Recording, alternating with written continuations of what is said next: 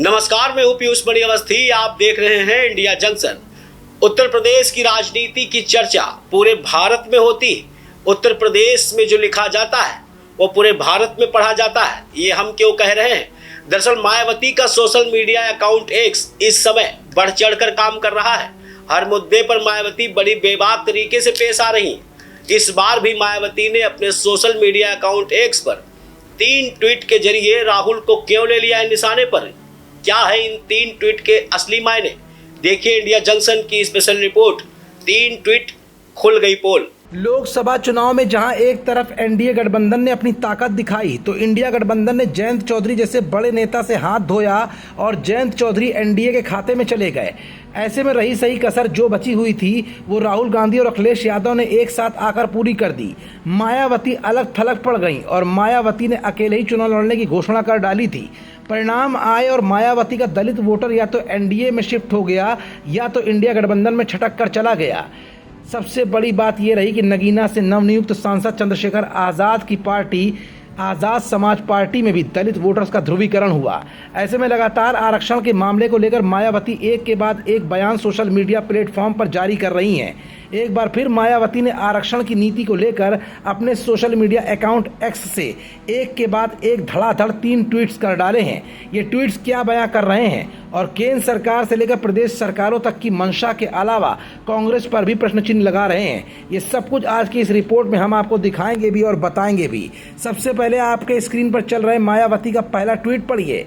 मायावती लिखती हैं कि कांग्रेस और श्री राहुल गांधी की SC ST OBC आरक्षण नीति स्पष्ट नहीं बल्कि दोगली और छलकपट से भरी हुई है।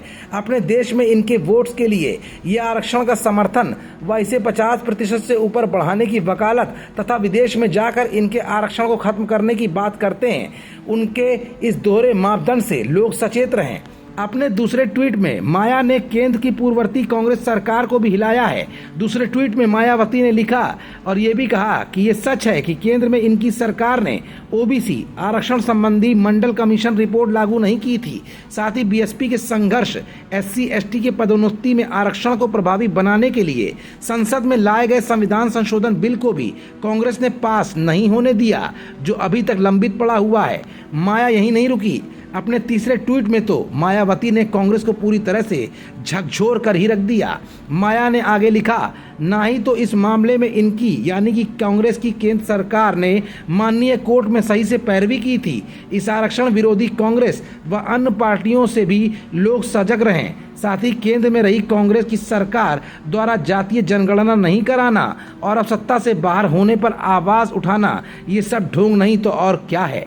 दरअसल मायावती के ये तीनों ट्वीट्स पढ़ लेने के बाद आपको ये नहीं समझ में आ रहा होगा कि मायावती कांग्रेस और राहुल गांधी को क्यों जमकर बरस रही हैं, क्यों कोस रही हैं। तो अब इसका जवाब भी जान लीजिए।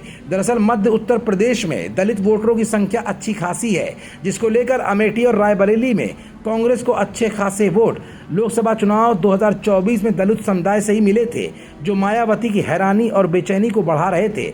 ऐसे में मायावती विधानसभा उपचुनाव में उत्तर प्रदेश के मध्य हिस्से पर अपना पूरा फोकस कर चुकी हैं और अपने ट्वीट्स के जरिए कहीं ना कहीं खिसकते हुए दलित वोटर्स को अपने पक्ष में लाने के लिए माया की ये कोशिशें सोशल मीडिया पर लगातार जारी हैं और माया के ये तीनों ट्वीट्स कहीं ना कहीं इस बात की ओर इशारा भी कर रहे हैं। खबरों से जुड़े रहने के लिए सब्सक्राइब करें हमारा चैनल इंडिया जंक्शन।